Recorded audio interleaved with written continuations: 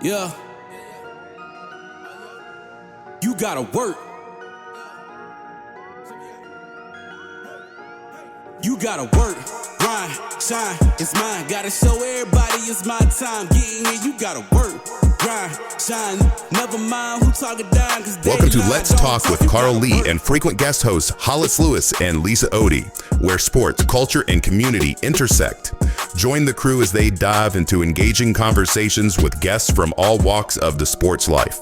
Let's Talk is proudly presented by attorney Frank Walker. Real talk, real experience, real results. FrankWalkerLaw.com, and by the all-new historic Quoyer Diner in downtown Charleston, online at QuoyerDiner.com. Let the conversation begin on Let's Talk. Hello, ladies and gentlemen. This is Carl Lee with Let's Talk, and it's me and the football queen today, Lisa Odie. We're the only two that made it today. Yes. And Lisa has a friend that she has on the phone and that we will talk to. So, Lisa, if you want to introduce and bring him in, go right ahead. I would love that. Okay, so today we have a special guest, and I wanted to give a little background information on our friend. But he's a former pitcher drafted in 1991 in round 7 by the Cincinnati Reds. He had a career record of 57 wins, 52 losses, with a 4.42 ERA overall in his 176-game career. He was also a part of the Charleston Wheelers team during his tenure. He's originally from Anaheim, California, and now resides in Charleston. And here's a little something that I'm going to share, and I hope he doesn't mind that I share it because I found out about it. You go digging. I always go digging too far, Carl. He was roommates with Aaron Boone in college. Oh. And so if you're not aware of who he is, he's a current baseball manager and a former player with the New York Yankees. So without further ado, I would like to introduce Chris Reed to the show. Hello, Chris. Hey, how are you guys doing? Doing good, man. So, Good. So go ahead. I'll give you a little. So Aaron was actually. we didn't play together in college. We played against each other in high school. Okay. He was at Villa Park High School. I was at Catella, and so we played on some all-star teams together. Played against each other in high school, and then I got drafted in '91. He went on to USC. Oh, okay. So that part was wrong. Then he was drafted by the Reds in the 3rd round. I think it was in '93 or '94, and then we were roommates in A-ball, AA. Okay, so you were roommates, not in college. Yeah, just not in college. Okay. I still talk to him, and like I said, we've remained friends. He's a little bit hard to get a hold of sometimes now because he's got more pressing issues. But we text at least once a month, and still keep in contact. That's great.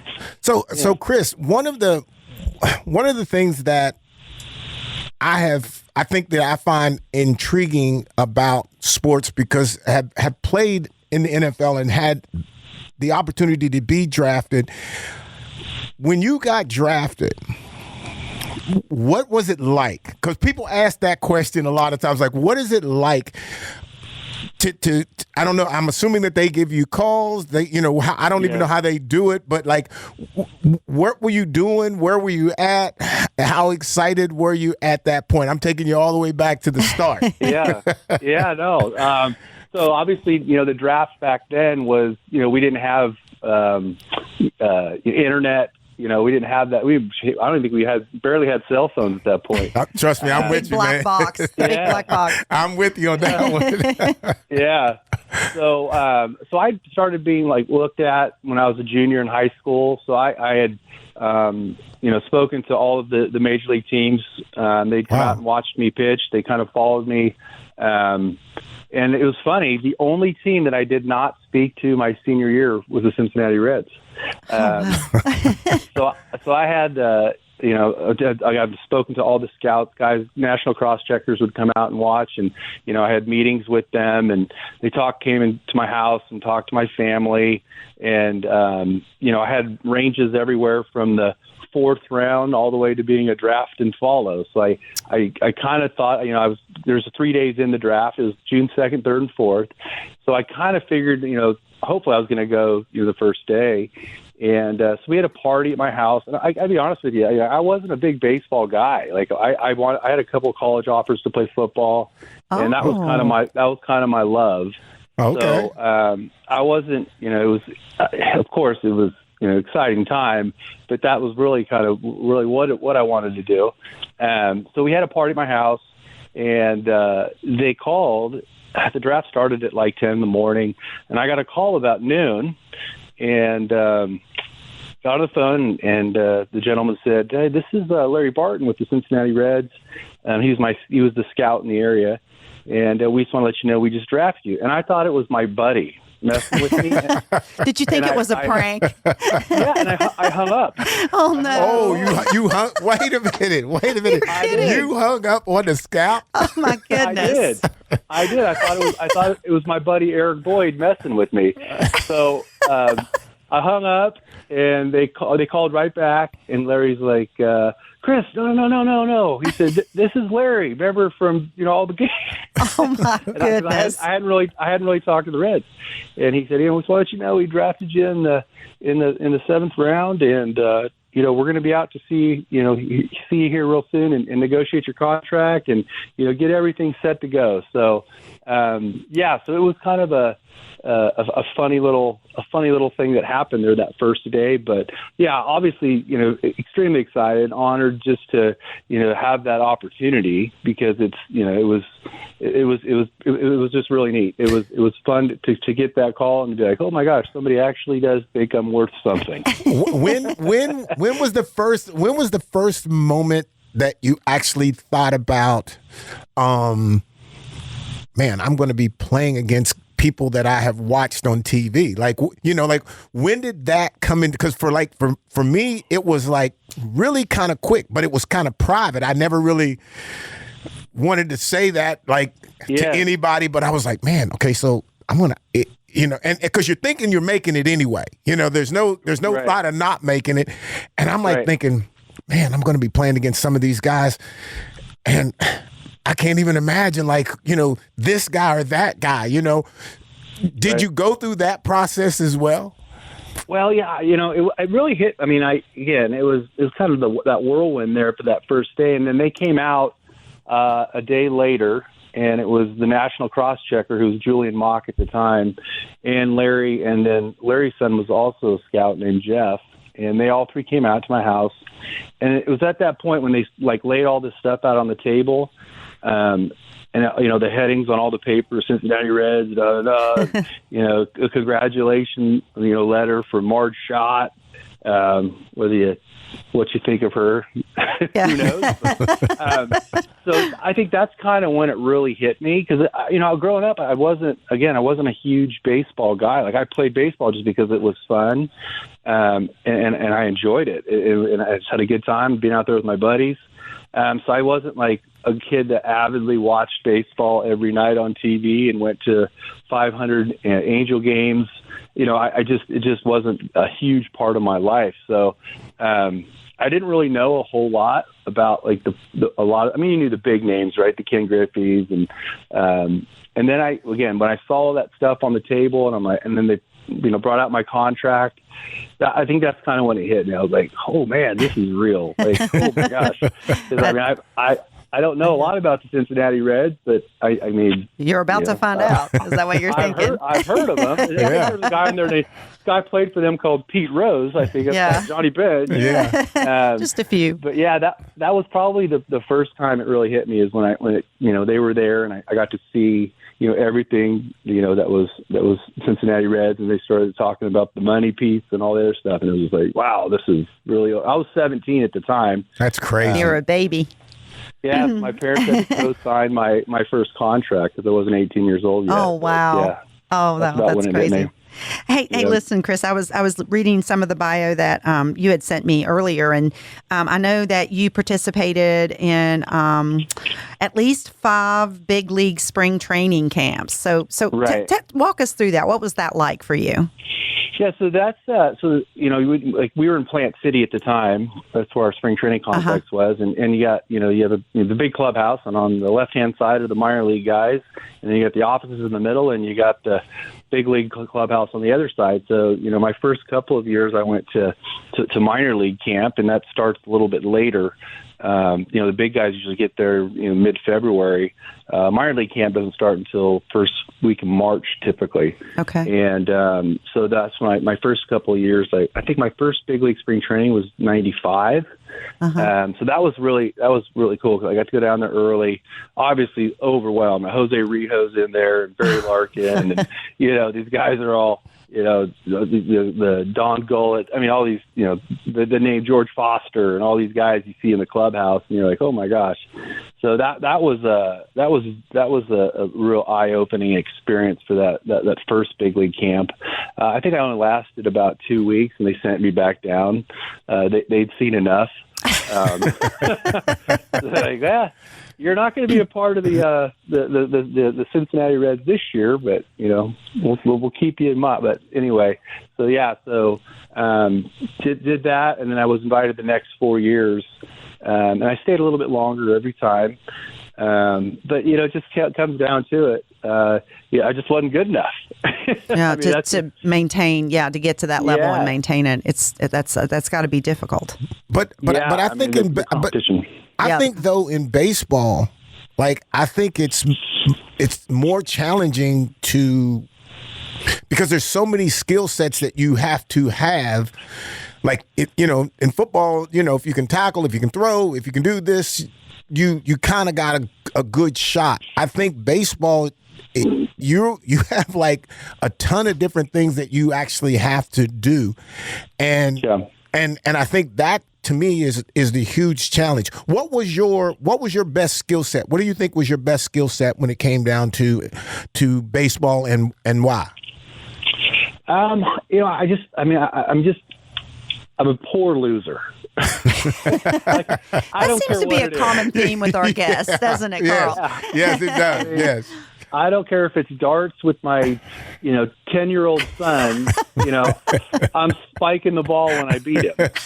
So, I think just being just over the top competitive.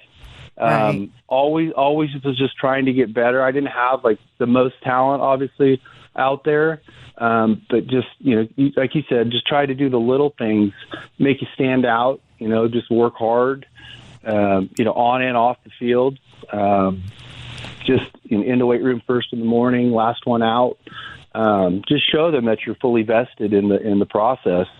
That goes a long way. That'll carry you so far. Obviously, if you're the first guy in and the last guy out, and you're throwing 80 miles an hour, you're probably not going to be around for long. But work ethic, and I just think that, like you said, the overall competitiveness of what I do, and I carry it over today into my work life.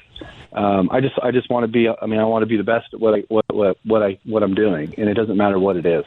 See, and one of the things that it drives me crazy is that people who are in sports, people who have played it at a high level, had opportunities to play it at a high level, when you talk to them, you hear the same thing, this commitment and this work ethic, and I'm just I just have a feeling that I don't see that today in some of the athletes who want to be great. You can tell they want to be this player. They want to be this. They want to get a D1 scholarship. They want to get to the pros. They want to do all these kind of things. But they're at practice, playing the game. At practice, playing the game. There's no off season that they're putting in time, their own commitment into being whatever that is. Football, basketball, baseball, track, whatever that is, a business person, whatever that is.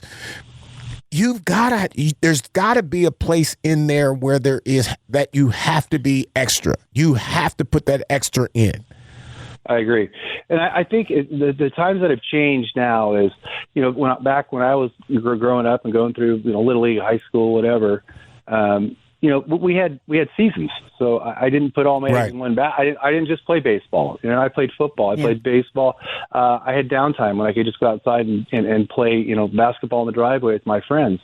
And I think that's the big difference too, is I think a lot of these kids, Nowadays, obviously, with all the travel ball, and they're playing year round, and I think it's too much. It's too much. Like I said, I think kids get burnt out, and I always say this. I think the biggest problem with professional baseball was when they started publishing the bonus numbers, right? So it's not always the kid, but when mom and dad see that so and so out of high school signed for $9 million in a big league contract, I think there's a lot of pressure from the parents to push these kids to something that they may want other interests. They're going to get burned out. Like I've seen it, I was coaching my kids, little league team, and even at 10, 11 years old, some of these kids, they don't even want to be out there, but it's because their parents, and they've got them doing pitching lessons and hitting lessons and all of this other stuff for kids that are like, the world needs tuba players too, and that's just the reality of it. Right. And I think a lot of it today again stems from the parent piece of it. Just push, and then as soon as these kids get old enough to make their own decisions, they're like, I don't want to do this anymore. So I think there's a very fine line between kids. I think every kid that you got in a little league field says they want to be a major league baseball player. But that's just not reality. Like I said, it's not. And again, I think you said it perfectly. It's not always just the talent piece of it. It's just the commitment piece of it. Mm-hmm. But I think because they're getting so much of it early on, that they just lose that commitment piece because they're just burned out, tired of doing it. It's too much. And I know I go back and I look at the work that I put in. If you go back and you look at the work that you put in, I don't know if you played travel baseball or any of that kind of stuff, but a lot of times you were spending time on your own. You were running, you were lifting, you were trying to get stronger, you were trying to get faster, you were trying to just do all these kind of things on your own that benefited you going forward, where I think now they think more games is better, and I think that goes for all the travel sports. I think they believe that if we play 6 games more, that's going to give you experience. You don't get experience playing the game. You get, the experience that you need to be able to play at the next level is you need to be in shape, you need to be strong, you need to do all those kind of things. Yeah. And I think that we're stuck in, somebody scored 40 points, on a travel game against a team that's supposed to be the number one team in the country. Right. We want to celebrate him and think he's going to do something, and that's not a guarantee. Yeah, absolutely. I think, in sports in general now, professional baseball, 6 months, 7 months. I mean, if you play on the West Coast for the Yankees or for the Dodgers, the Yankees, your season's a little bit longer usually, but it's a year-round sport. I mean, it's, you're done and you maybe take a couple weeks off. And then, like you said, you're right back at it. Do a lot of running, cardiovascular, obviously being a pitcher. Yeah. A lot of cardiovascular, weight training. I think that is improved too. I mean, I don't even remember if we had like strength and conditioning coaches with Cincinnati. I mean, Marge was too cheap to pay for that. But we're throwing shade at Marge. the teams that actually do things well, their strength and conditioning coaches are having the kid that they're top prospects, not bringing down every kid that's in their minor league system. Right. But again, it's a full year-round workout, and then you have all these places. Training facilities across the country that these kids go to, and again, it's a full-time job. It's definitely a full-time job, and I think that's where a lot of it too falls apart with younger kids. And again, back when we didn't have all of those options, you had to do it yourself. It was intrinsic motivation. Yeah. It had to be. Yeah, exactly. It had to be. And when you're 18 or 19, 20 years old, and you've been playing for 4 or 5 months, and now you're home with all your buddies, there's other priorities in your life. So at that age, you really, you really have to be committed, unless you're just some freak athlete, like David Wells, who looked like a 70-year-old bum, could go out there and throw after he'd had 27 beers a night. Oh, wow. So there are those freak ones out there that don't have to put in as much work. But I think now today's even worse. I mean, to compete today at the professional level or even at the D1 level, I mean, it's a lot of work. I mean, you really have to be committed to doing it. So I'm going to go a different direction here, Chris. So like we said in the bio, you're from Anaheim, California. And when you were drafted, you eventually played at 2 levels in West Virginia, correct? Princeton. Right. And then in Charleston with the Wheelers.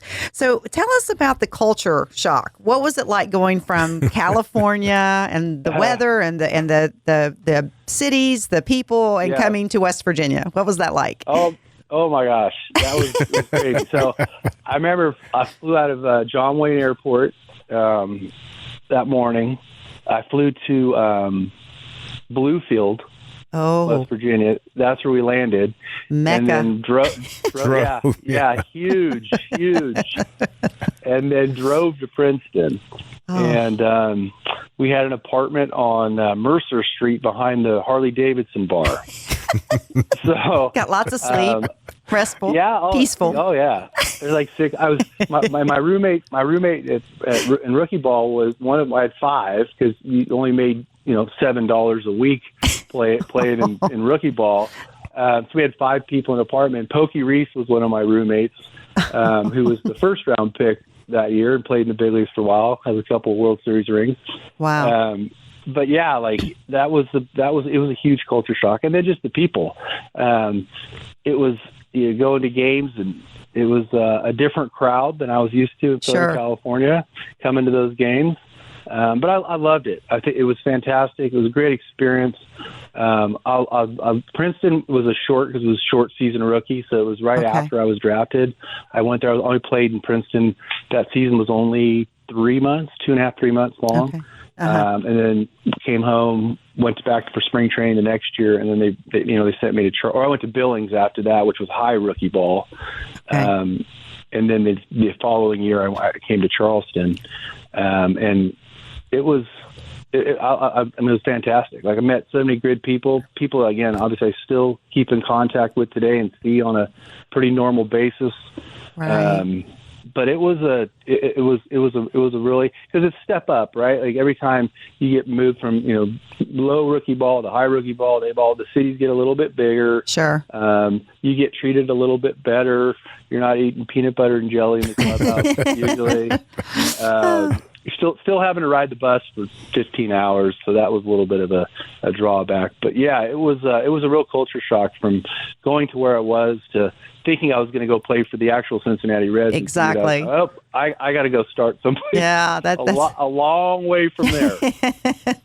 Chris, I have a question. I don't have any idea of how you may answer this, or even if this is something that could be answered. Actually, sure. Why is baseball okay? Like you said, you started. You basically went into baseball, professional baseball at how old? 17. Like there's no other sport. There's no really any other sport that actually takes, because you're still a kid at that point, and you're trying and you're competing against legitimately grown men. Right. Why and how is that? How does that work? Like what are you thinking at 17? I get drafted. I'm 21, something like that. And so I'm pretty, I've gone through college and all that. So I have an awareness of me and what's actually happening. At 17, like, do you really even know what the whole process is going to take? What is that like? Well, I tell you, it was interesting. It was like, you go in high school, and I had a pretty successful high school career, and so you're the big fish in the little pond, and then all of a sudden you get to where everybody else here has been drafted or signed free agent or whatever. Now you're a minnow in the ocean. Good analogy. You realize you're just not as good as you think you are. Because the talent of the people you're playing against were the all-stars of their all-star. They were the cream of the crop from Texas or Florida, whatever it may be. So there's an eye-opening effect.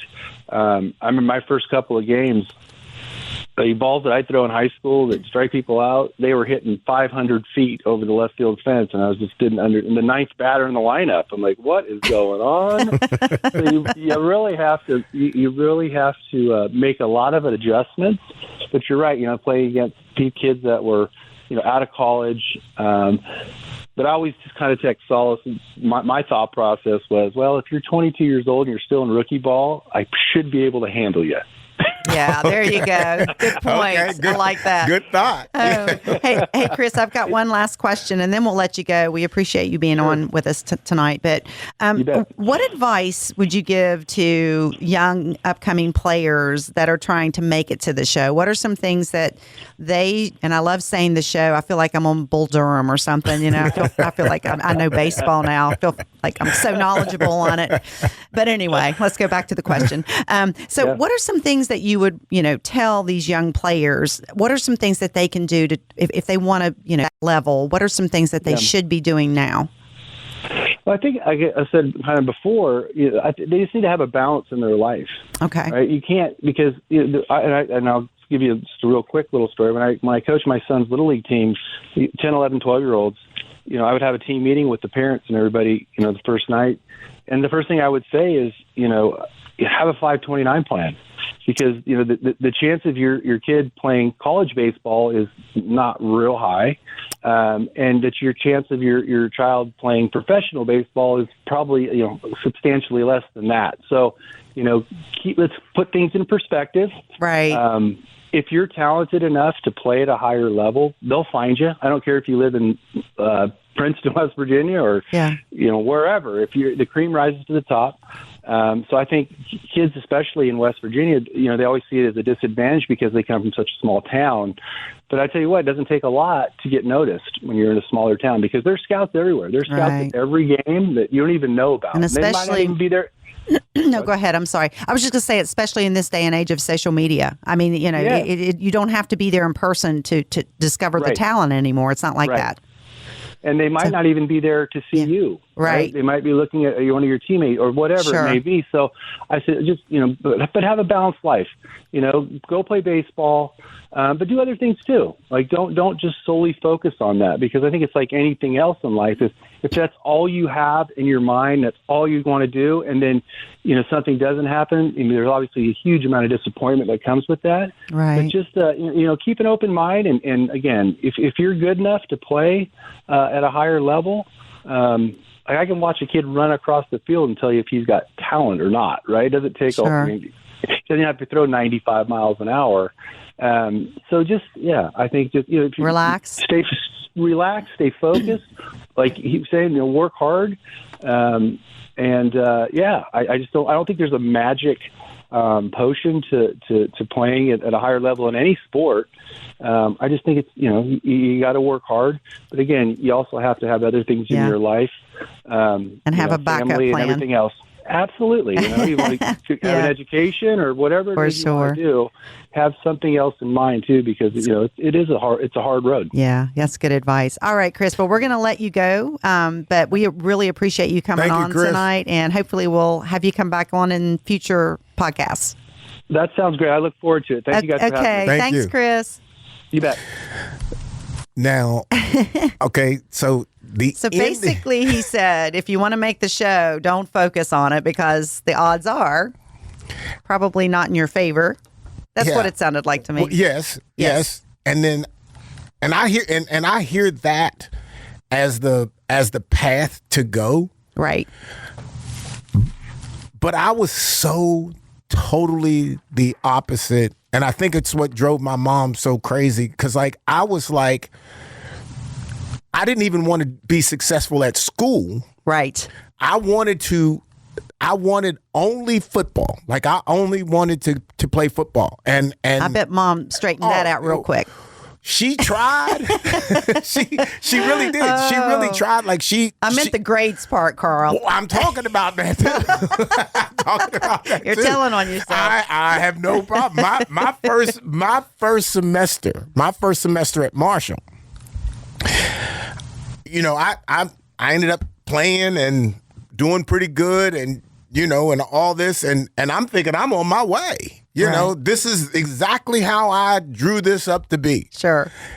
Class, I literally had like a 1.6 GPA. Oh my goodness. I get called in by the head coach. I would not tell people that. I think I would have kept that to myself, but okay. Honesty's the best policy here. I'm not the best. I'm not the best example for the person who is a student athlete. Okay, right? Because I was really trying to be just the athlete. Right. But Sonny Randall, he called me and cussed me up and down. I'm sure. And he put me in study hall, not for just a semester, not just for that year, but forever. I think if he was alive now, we're going to fix this problem. He's going to have me in study hall today. That's good. That's good. Well, ladies and gentlemen, we're going to take a quick break and we'll be right back. All right, cats and kittens, have you heard? The Warrior Diner is back. Step into the classic vibe of one of Charleston's most historic restaurants. Don't miss the daily Blue Plate specials. Breakfast served all day, every day, and free parking. With an outdoor patio covered for the summer, an elegant basement bar, and customizable event space, 1022 Warrior Street offers an experience unlike any other. Open 7 days a week, 8 a.m. to 3 p.m. Visit WarriorDiner.com for all the need to know and relive the good times at the Warrior Diner. Let's face it, bad things happen to good people. Seriously injured in a car accident, trucking accident, or even wrongfully arrested. Life happens, and when it happens to you, you will need sound legal advice and aggressive representation. That's when you call attorney Frank Walker at 304-413-0179. That's 304-413-0179. Lock it in your phone, text it to a friend. 304-413-0179. Or visit online at attorneyfrankwalker.com. Let's Talk with Carl Lee is presented by attorney Frank Walker and the all-new historic Warrior Diner. Comment on episodes, ask the crew questions, or suggest topics on our Facebook page. Search for Let's Talk with Carl Lee and remember to like the page to become part of the conversation. Subscribe by searching Let's Talk with Carl Lee on your favorite podcast service and tune in Thursday evenings at 7 or Sunday nights at 8 for Let's Talk with Carl Lee. This is Let's Talk with Carl Lee. Now back to the conversation. Retire jerseys can be a sore subject. Not really. This is the first time I ever seen it sore. I don't know if you know it, but I'm retired, man. I think every jersey Darren I played in is retired. So I'm pretty familiar with this. So it's never been sore.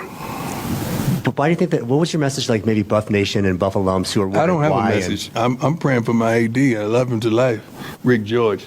Let's get the elephant out the room. I don't want to talk about this too long. I'm going to just talk briefly and let it go. We talking about Shador. We ain't talking about nobody else.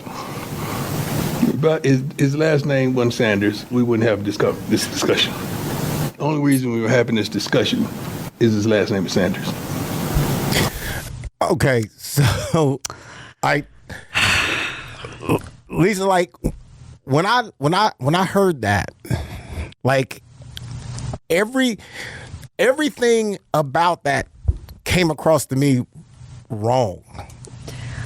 I am going to preference what you just said wrong with contradictory, because the way that he came across during that press conference as my son is being persecuted for having the Sanders name is the same reason that his jersey was retired in the first place.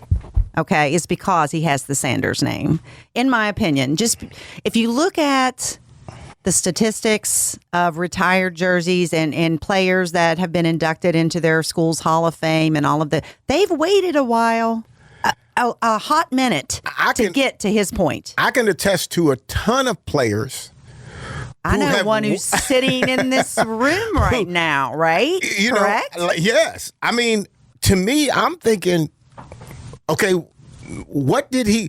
Let's just be honest. When you forget where he got drafted, he's going to be able to prove that he's NFL caliber once he got there. The question becomes, does his statistical effort at Colorado sound like something that you would put on a wall, you would retire a jersey, Okay. So I did a little research. Imagine that. I can only imagine. Little research today on some of these successes that our friend Shador achieved when he was at Colorado for 2 years. Colorado Buffaloes. Yes. Okay. So the obvious ones are personal achievements, which, he broke and tied numerous Colorado passing records during his tenure there. He was Big 12 Offensive Player of the Year, in 2024. He also won the Johnny Unitas Golden Arm Award in 2024. In academics, unlike Carl, he maintained a 3.9 I'll never live that down. GPA. And then finally, you think about his financial successes. He had great NIL deals with the school, with Google, with Nike. Those are some of his achievements, which are all what? Personal achievements. Okay. But then when we go to the other side of the coin, which to me is the most important part of being a retired Jersey or part of a retired Jersey ceremony or being inducted to a school's Hall of Fame, is what did you contribute to the program? And when you look at these things, he revived the program to a degree. He took them from a struggling team to a more competitive. His record overall was 13-12. That's a little bit more than 50%, okay? Right. They weren't part of any national championship chatter at all during his tenure there. In fact, if you want to look at it even closer, the bowl game that he did go and lead the team to, they got spanked. So when you're looking at retiring a jersey or giving someone the honors of, being elite at their school, you have to not look at just personal achievements, but what they contributed to the program. And okay, so let me clarify just a piece of that. That's the team. Sure. The team you have to take that team somewhere. You have to be a leader. I don't know. See, my problem with a lot of the conversation that Shador has had, okay, and then most of what Deion has said. There is no talk about leadership. No. There's no talk. What we're talking about is my son. I get that. But your son is now part of a team that should be everybody. It should be the whole team. Sure. And what's for the betterment of the entire team. Right. And I just don't see.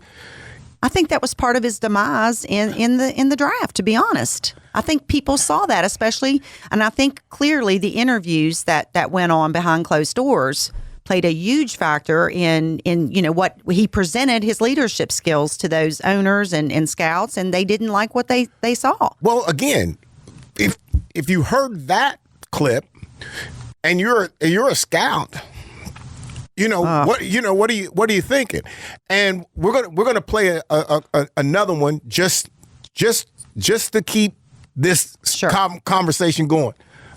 That means a lot to me. I'm one of those type of guys who I'm going to tell you how I feel right off the rip. I'm not going to really wait. So I give you your flowers now. I'm not going to wait 20 years down the street then to bring you back when you limping and can barely walk or some tragedy happens to recognize your greatness and what you contributed to this program. So I'm thankful that Rick, shot his shot and moved on what we all know was inevitable in due time. The time frame, nobody's going to be happy with it. Somebody's always going to have something to say, but the way we are right now, we're a now generation. You guys are now people, and this is a now time, and those guys deserve what they deserve right now. How are we in the making? This is a new generation. Everything y'all want, you want it right now, and you go get it right now. You don't wait for nothing no more, do we? We want to go, we call Uber. We want to eat, what we call? Uber Eats? Well, everything we get is right now. We want something, we order it off Amazon right now. We ain't in no waiting generation no more. That's over. That's a wrap on that. Everybody in here is impatient. You download stuff right now, putting it out as I speak. Okay.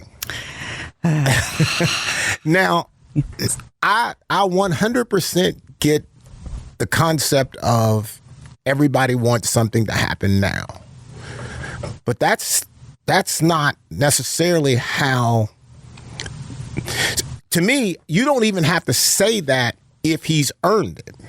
Sure. If he's earned it, then he wasn't in a rush for it or none of that. He just deserved it. Right. But you're now trying to make the case that he didn't want to wait. You didn't want to wait. Right. And we wanted it now. So y'all shouldn't, nobody on the outside, nobody on the inside should be bothered by the wait. Well, I don't know anybody who has gone, he said he is at every level, he has gone in to the Hall of Fame.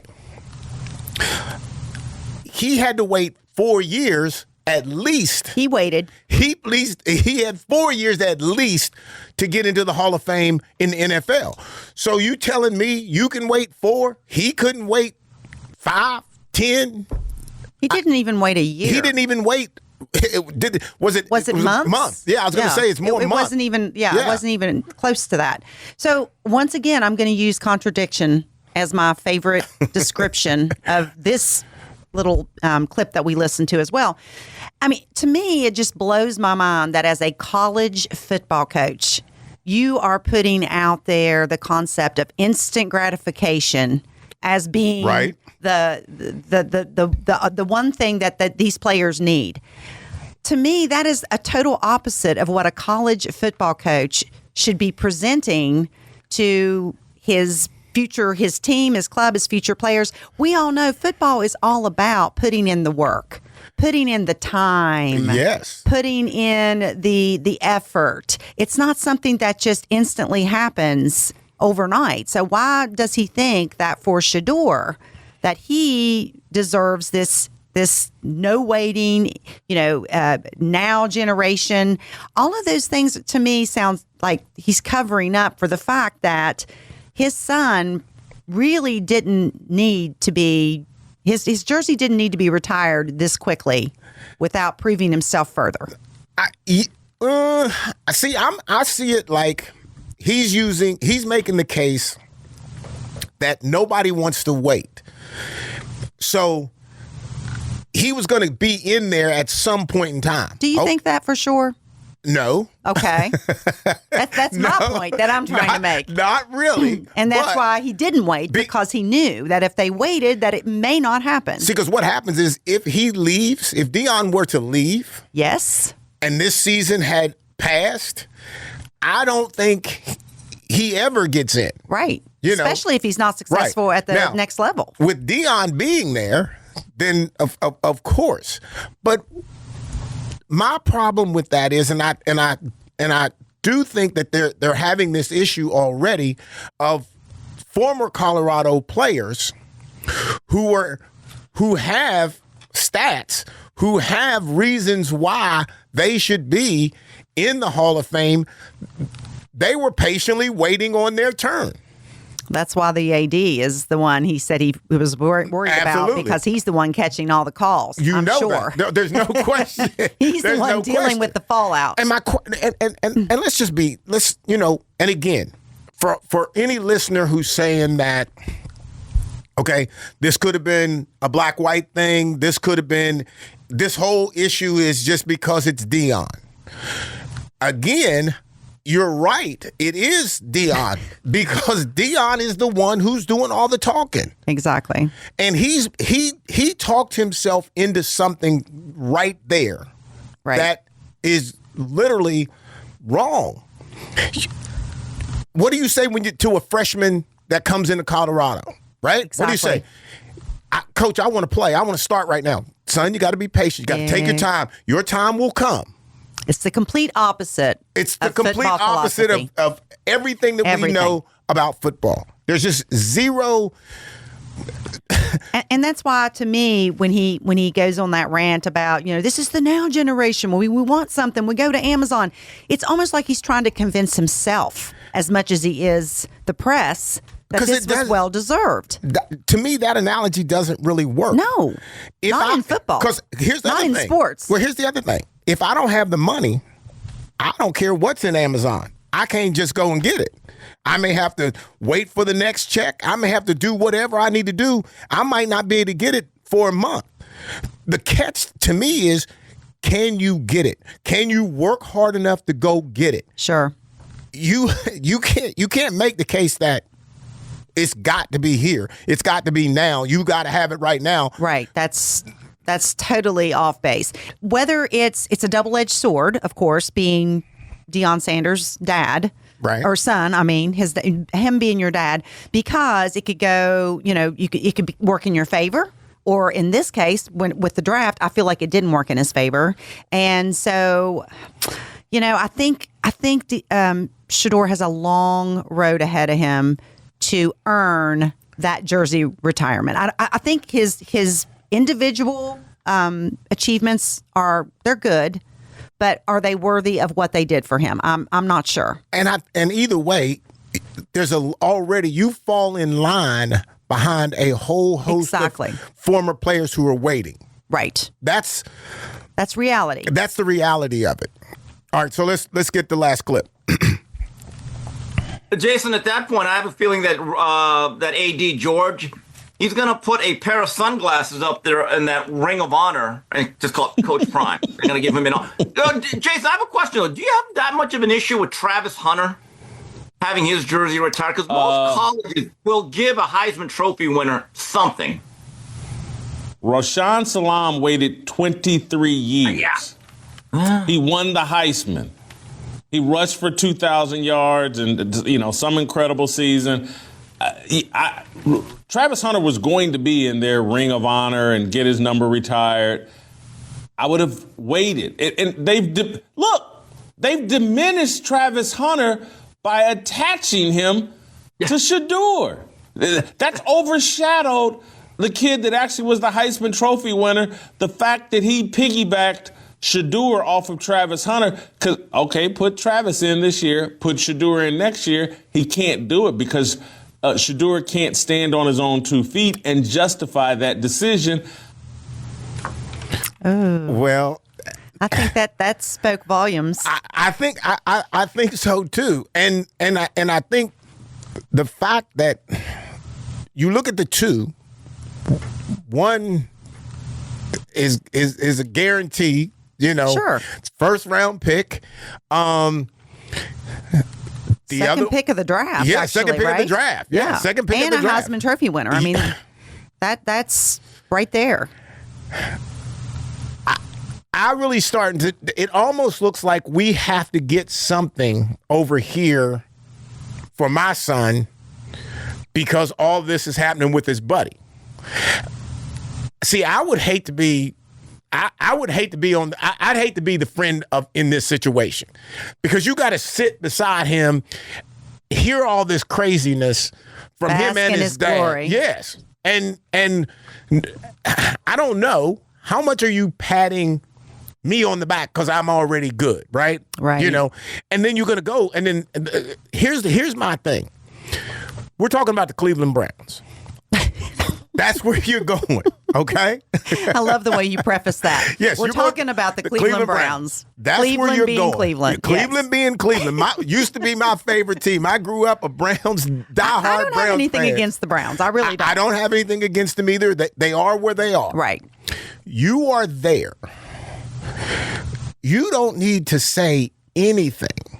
One, all the things that you're saying, all these clips, the things that you're saying are making veteran players upset. Sure. They're not going to say it, but they're not liking you talking about all this kind of stuff. Right. How great you're going to be. You haven't touched an NFL field yet to see exactly what it's like. Your dad dominated it, right? But he can't play it for you. And so you're going to have to go out. You're going to have to see it. And I can tell you, how many times have you seen great quarterbacks, great running backs, great guys at any position? Everybody think, oh, gosh, he's going to be great. Goes early in the draft and does what? Nothing. Right. And those are the ones that have high expectations that were drafted early. First, second round. Yes. So now we're looking at Shedeur, who was he was in the last round, correct? Basically, yeah. Look, I mean, he's two up from me. Right. So, my question is, I want to see what you do. Yeah.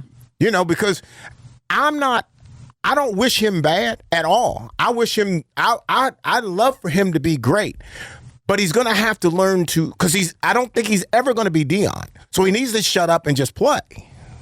And I think that same advice that you're giving to Shedeur applies to Deion as well. He's got to, he's got to let it go. Yeah, he's got to let it go and let his son go out there and prove on his own merits that he deserves to be there and deserved to be drafted higher.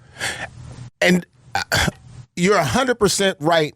And I'll say this and you can close this out, but this is something that I think I see more of in sports now, parents being, involved.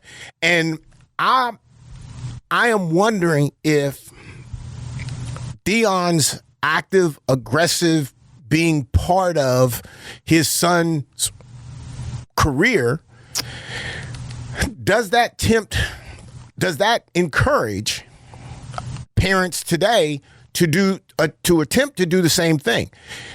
And I think that's showing us something wrong. Right. It's not a good example. It's not a good example. It's not a good example of what to do for your son or your daughter. Old playing school coaches are not going to deal with you.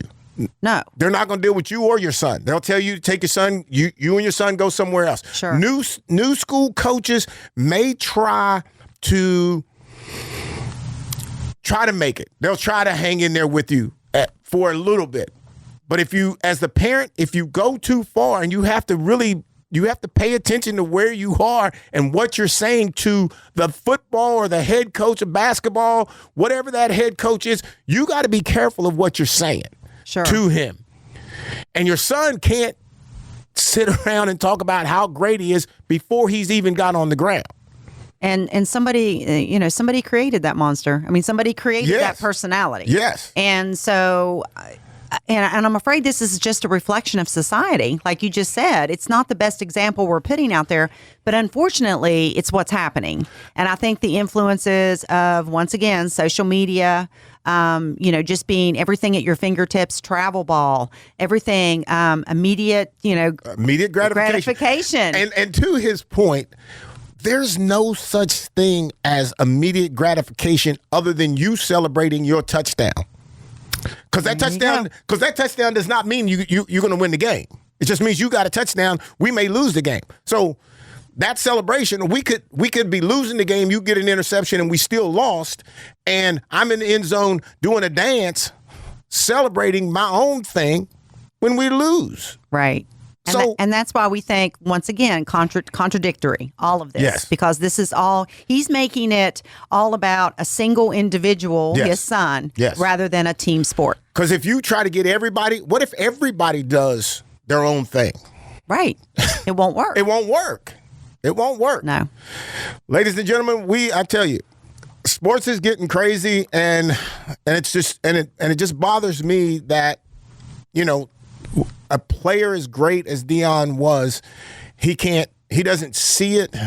And everybody, I think, wants the best for his son. And the people who don't is because of Deion. Right. And the one thing that's coming to my mind right now is that quote that we had when Tennessee was dealing with that quarterback situation. No player is bigger than the program. And that has to be emphasized. There's nothing about them too that are even talking about the team. Right. They're talking about him. Individual. Just individual. All right, ladies and gentlemen, hope you enjoyed the show, and we'll be back again next week. Let's Talk with Carl Lee is presented by attorney Frank Walker and the all-new historic Coyer Diner. Come in on episodes, ask the crew questions, or suggest topics on our Facebook page. Search for Let's Talk with Carl Lee, and remember to like the page to become part of the conversation. Subscribe by searching Let's Talk with Carl Lee on your favorite podcast service, and tune in Thursday evenings at 7 or Sunday nights at 8 for Let's Talk with Carl Lee. Fall, dust it off and get back up on your feet. Anything could be a win, yup, even defeat. They say sugar bad for you, why is victory sweet? Couldn't play with big kids, I had to sit in the street and watch from a distance, but over time I grew. If I put in the work, in no time I'm due. Everything that I I worked and prayed I'm okay. If you ask me, how did I do it? I'm gon' say you gotta work, grind, shine, it's mine. Gotta show everybody it's my time. Getting here, you gotta work, grind, shine. Never mind who talking down, cause they lying. Don't talk, you gotta work. You gotta work. You gotta work. You gotta work. You gotta work. You gotta work.